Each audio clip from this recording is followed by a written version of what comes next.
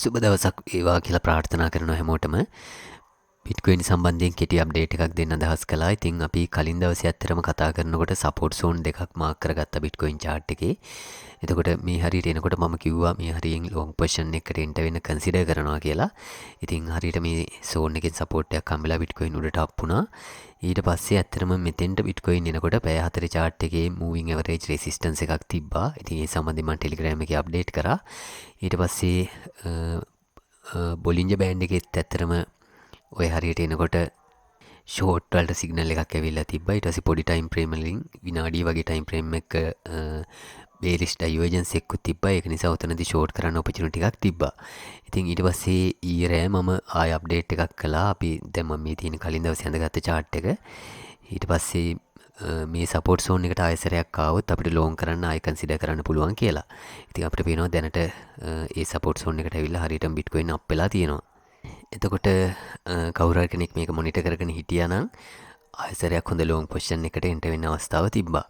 එතකොට දැනට අපිට කරන්න පුළුවන් එක දෙයක් තමයි අපිට මෙතන හැදිච්ච හයි එකයි ඊට පස්සේ මෙතන හැදිලා තියෙන හයි එකයි යා කරලා අපිට පුළුවන්කමක් තියෙනවම ට්‍රෙන්ඩ් ලයින් එකක් ඇඳ ගන්න. එතකොට ওই ට්‍රෙන්ඩ් ලයින් එක හරියට බ්‍රේක් කරගත්තොත් එහෙම මේක හරියට බ්‍රේක් කරලා උඩ එස්ටැබ්ලිෂ් වුණොත් ඊට පස්සේ බිට්කොයින් මෙතන හයි එක ටෙස්ට් කරන්න යන්න පුළුවන්. ඊට පස්සේ මේක ටෙස්ට් කරන්න යන්න පුළුවන්. ඊට පස්සේ මේ ට්‍රෙන්ඩ් ලයින් එක සහ මෙතන තියෙන හයිස් ටෙස්ට් කරන්න යන්න ඉඩ කඩක් තියෙනවා. එතකොට ඒක නිසා ඒ කාරණා ටික සම්බන්ධයෙන් මොනිටර් කරගෙන ඉන්න. එතකොට අපිට සමහර වෙලාවට ලොං පොසිෂන්ස් වලට එන්ටර් වෙන්න ඉඩ කඩක් තියෙන්න පුළුවන්. දැනට තියෙන්නේ ඇත්තටම ආයසරයක් මූවිං ඇවරේජ් රෙසිස්ටන්ස් එකක් කිට්ටුව.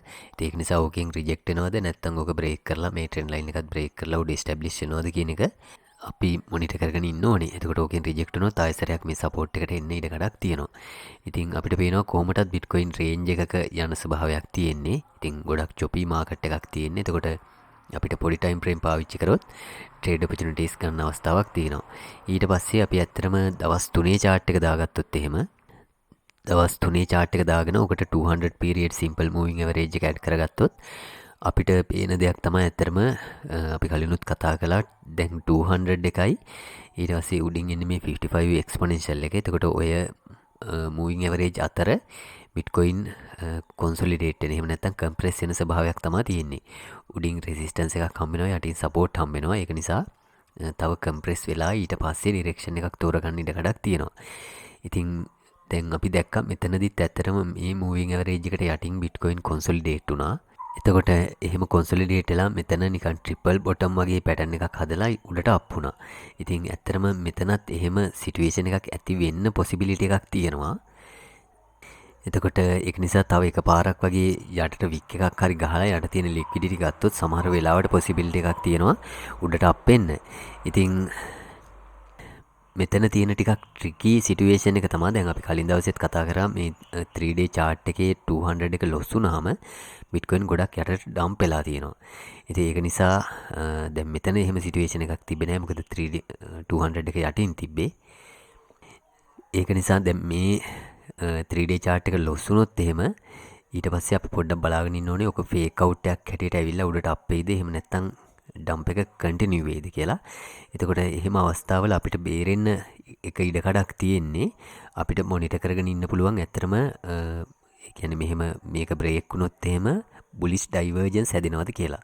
ඉතින් අපි දැක්කා මෙතන බිට්කොයින් යටට වැටෙනකොට බිට්කොයින් වල පැහැදිලිවම බුලිෂ් ඩයිවර්ජන්ස් හැදුනා. එතකොට බුලිෂ් ඩයිවර්ජන්ස් හැදිලා තමයි උඩට අප් වුනේ. ඒ කියන්නේ බුලිෂ් ඩයිවර්ජන්ස් හැදෙනවා කියන එකේ තේරුම තමයි ප්‍රයිස් එක යටට ආවට බයාස්ලාගේ ස්ට්‍රෙන්ත් එකක් නැහැ කියන එක.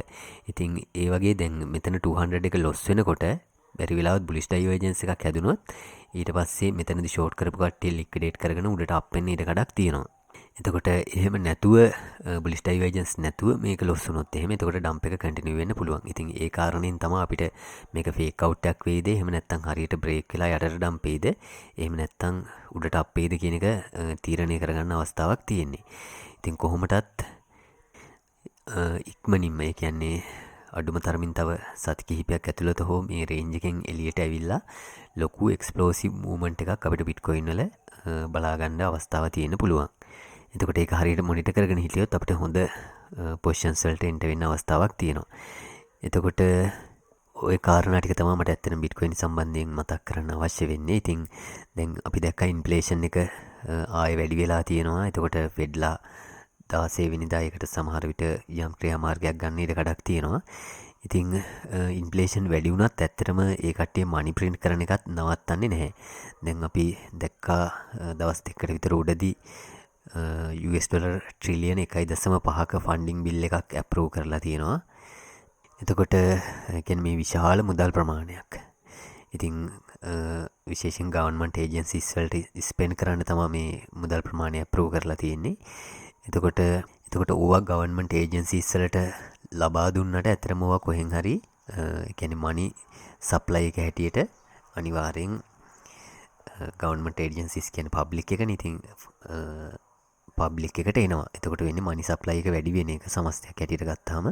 ඉතින් එතකොට ඉන්ෆ්ලේෂන් එක වැඩි වෙනවා. ඉතින් මේවා ඇත්තටම අර ජෝක් වගේ එක පැත්තකින් ගත්තාම එක පැත්තකින් ඉන්ෆ්ලේෂන් එක වැඩි කරන්න කන්ට්‍රෝල් කරන්න උත්සාහ කරනවා. අනිත් පැත්තෙන් මේ වගේ විශාල බිල්ස් ඇප්‍රූව් කරනවා. එතකොට දැන් ගත්තාම මෙතන මේ ට්‍රිලියන 1.5න් බිලියන 730ක්ම මෙතන සඳහන් කරලා තියෙන non defense discretionary spending කියලා. ඒ කියන්නේ කෙලිම ඩිෆෙන්ස් වලට යන ඒවා නෙමේ. බිලියන 730ක්ම. ඉතින් ඒක එක පැත්තකින් හොඳයි. එතකොට යුක්‍රේන් වලට ආධාර හැටියට යම් ප්‍රමාණයක් වියදම් කරන්න අදහස් කරගෙන ඉන්නවා. ඉතින් ඒ වගේ විස්තර වගේක් තියෙනවා.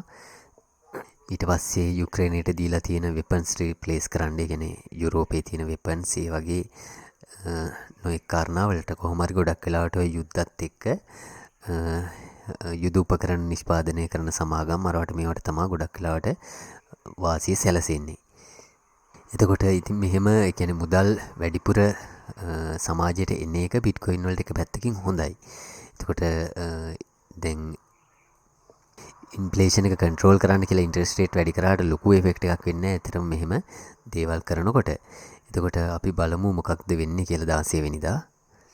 කොහොමටත් මේ දවස් ටිකේ ගොඩක් පරිස්සමට පොඩි ටයිම් ෆ්‍රේම් වල ස්ටොප් ලොස් දාගෙන ට්‍රේඩ් කරොත් අපිට ලොකු ගැටලුවක් වෙන්නේ නැහැ. ওই කාරණා ටික තමයි මට මතක් කරන්න අවශ්‍ය වුණේ. තව අර විශේෂයෙන් දෙයක් කියන්න ඕනේ. අපි අර ඉන්ඩිකේටර් එක ඒක කිසිම විදිහකින් ස්ටෑන්ඩ් ඇලෝන් එකක් හැටියට පාවිච්චි කරන්න එපා. ඒ කියන්නේ වෙන දේවල් එක කන්ෆර්මේෂන් අරගෙන පාවිච්චි කරන්න. දැන් උදාහරණයක් හැටියට කලින් දවසේ ගත්තාම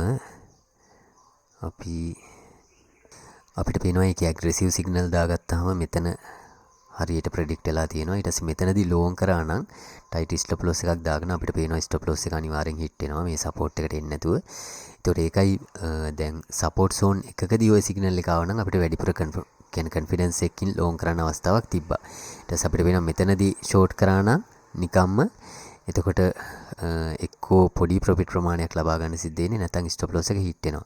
ඊට පස්සේ මෙතනදී අපිට ඔපචුනිටි එකක් තිබ්බා. මොකද පැය 4 chart එකේ ඉම්පෝර්ටන්ට් මූවිං ඇවරේජ් එක රෙසිස්ටන්ස් එක ප්‍රයිස් එක තිබ්බේ. ඊට පස්සේ පොඩි ටයිම් ෆ්‍රේම් වල බේරිෂ් ඩයිවර්ජන්ස් එකකුත් තිබ්බා. එහෙම අර තව කන්ෆර්මේෂන් එක පාවිච්චි කරන්න. ඒ කියන්නේ ඒ සීරම තියෙනකොට මෙහෙම සෙල් සිග්නල් එකක් ආවොත් එතකොට අපිට වැඩි විශ්වාසයකින් ෂෝට් කරන්න අවස්ථාවක් තියෙනවා. එතකොට අපිට පේනවා මෙතන සිග්නල් එකක් ඇවිල්ලා තියෙනවා. නමුත් සැලකිය යුතු සපෝට් සෝන් එක නෙමෙයි ඒ සිග්නල් එක ඇවිල්ලා තියෙන්නේ. එතකොට නමුත් මෙතන මම කලින් දවසේ කිව්වා මේ සෝන් එකට આવොත් ලෝන් කරන්න අවස්ථාවක් තියෙනවා කියලා. එතකොට හරියට මේ සෝන් එකේදී බයි සිග්නල් එකකුත් ඇවිල්ලා තියෙනවා. ඉතින් අපිට එහෙම තව කන්ෆර්මේෂන් එක තමා ෂෝට් කරනවද ලෝන් කරනවද කියන එක තීරණය කරන්න ඕනේ. එහෙම නැතුව නිකම්ම සිග්නල් වලට විතරක් ලෝන් ෂෝට් කරන්න යන්න එපා. එතකොට දැන් අපිට පේනවා මෙතන ඇත්තටම සෙල් සිග්නල් එකක් ඇවිල්ලා තියෙනවා. හරියට මූවිං ඇවරේජ් රෙසිස්ටන්ස් එකක් තියෙන්නේ. එතකොට නමුත් මේක විනාඩි 15 chart එක. ඊට පස්සේ අපිට පැය chart එකෙත් ඇත්තටම දැන් මේ හරියන්නේ පැය chart එකේ රෙසිස්ටන්ස් එකක් තියෙන. ඒක නිසා මට වැඩිපුර කන්ෆිඩන්ස් එකක් තියෙන්නේ ඇත්තටම මේ ට්‍රෙන්ඩ් ලයින් එකයි. ඊට පස්සේ මේ මූවිං ඇවරේජ් එක කිට්ටුවට එනකොට බැරි වෙලාවත් සෙල් සිග්නල් එකක් ආවොත් එතකොට පොඩි ස්කාල්ප් ෂෝට් එකකට වගේ එන්ටර් වෙන්න.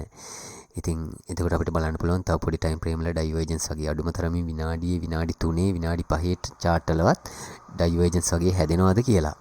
එතකොට එහෙම නැතුව නිකම්ම සෙල් සිග්නල් එකක් ආවා කියලා මම ෂෝට් කරන්නවත් බයි සිග්නල් එකක් ආවා කියලා බයි කරන්නවත් යන්නේ නැහැ. එහෙම කරන්නත් එපා. එතකොට එහෙම කරන්න ගියොත් එහෙම සමහර ලාට ලොස් වෙන්න ඉඩ කඩක් තියෙනවා. ඉතින් මේ හැම තැනකම හරියට ප්‍රෙඩික්ට් වෙලා තියෙනවා. ඒකට හේතුව මේක රේන්ජින් මාකට් එකක් නිසා අපි ඒකත් මතක තියාගන්න ඕනේ. බැරි වෙලාවත් ඔක ට්‍රෙන්ඩ් වෙන්න පටන් ගත්තාම දැන් අපිට පේනවා මේක ට්‍රෙන්ඩ් වෙන මාකට් එකක්. මේ සිග්නල් එක සම්පූර්ණයෙන්ම අනිත් පැත්තට ගියපු එකක්. ඒතකොට මෙතනදී ලෝන් කරා නම් අනිවාර්යෙන් ස්ටොප් ලොස් හිට් වෙනවා. ගොඩක් කට්ටිය ස්ටොප් ලොස් දාගන්නේ නැති නිසා ලොකු ලොස් එකකට යන්න ඉඩකඩ තිබ්බයි. ඒක නිසා ඒ අනතුර තේරුම් ගන්න. තේරුම් අරගෙන අනික මේක ගොඩක් වැඩ කරන්නේ කියන්නේ ඔප්ටිමයිස් කරේ බිට්කොයින් වල chart බලලා මම කෝඩ් කරේ බිට්කොයින් chart එක බලලා බිට්කොයින් වල විනාඩි 15 chart එක බලලා. ඉතින් ඒක නිසා අනිත් කොයින් වලට වැඩ කරන හැටි සම්බන්ධයෙන් හරියට බලලා තමයි අපි අයිඩියා එකක් ගන්න ඕනේ. දැන් උදාහරණයක් ඇටියට අපි බොලින්ජර් බෑන්ඩ් වල ස්ට්‍රැටජි එකක් තියෙනවා. බොලින්ජර් බෑන්ඩ් ස්ට්‍රැටජි කියලා. මේක ඇත්තට මෑතක හඳුන්වලා දීපු එකක් ඔය ට්‍රේඩින් view වලින්. ඊට පස්සේ ඕකෙත් අර එක සමාන වගේ ක්‍රමයක් අනුගමනය කරන්නේ. එතකොට අපිට පේනවා දැන් මේකේ බිට්කොයින් වල 67.86ක විනිං රේට් එකක් පෙන්නනවානේ. එතකොට අපි ඕකේ ප්‍රොපර්ටිස් වලට ගිහිල්ලා මෙතන US ඩොලර් දාගෙන අපි හිතමු US ඩොලර් 1000කින් ට්‍රේඩ් කරනවා කියලා. ඊට පස්සේ අපිට පේනවනේ ඒත් ඩොලර් 385 ප්‍රොෆිට් එක ට්‍රේඩ් 504 කරාටත් පස්සේ. ඉතින් ඊට පස්සේ අපි වෙන කොයින් එකක් දාගෙන බලමු මොනවා හරි වෙන කොයින්ස්. අපි දැන් මේක දාගත්තොත් එහෙම අපිට පේනවා ලොස් එක යන්නේ. එතකොට විනිං රේට් එක හොඳයි. ඒ කියන්නේ පර්සන්ටේජ් එකක් ඇටියට. නමුත් අපිට පේනවා ලොස් එකක් පෙන්නනවා. එතකොට එහෙම දැන් විනිං රේට් එක හොඳ වෙලත් මෙහෙම ලොස් එකක් පෙන්වන්න එක හේතුවක් තමයි අර මේ කොයින් එක ගොඩක් ට්‍රෙන්ඩ් වෙලා තියෙනවා. එතකොට ට්‍රෙන්ඩ් වෙලා තියෙනවා. ඊට පස්සේ risk to reward ratio එක එච්චර සාර්ථක එකක් නෙමෙයි මේ ට්‍රේඩින් view වල ඩිෆෝල්ට් ස්ට්‍රැටජි එකේ තියෙන්නේ. ඒකේ තියෙන්නේ අර අනිත් සිග්නල් එක එනකම්ම හෝල්ඩ් කරගෙන ඉන්න එකක්. ඉතින් ඊට පස්සේ කඩානෝ වලට දාලා බලමු. එතකොට අපිට පේනවා ඒත් ලොස්. ඒ ඩොලර් 800 ගානක ලොස් ආවේ වල. එතකොට ඒකයි මං කිව්වේ ඔය ස්ට්‍රැටජි එක ගොඩක් වැඩ කරන්නේ සමස්තයක් ඇටියට බිට්කොයින් වලට. එතකොට මම ගොඩක් ෆිල්ටර්ස් ඇඩ් කරලා තියෙනවා. දැන් ඩිෆෝල්ට් ට්‍රේඩින් view වල පස්සේ ඇඩ් කරලා තියෙන එකේ එහෙම ෆිල්ටර්ස් මොකවත් නැහැ. ඊට පස්සේ අපි ඉතීරියම් දාලා බලමු.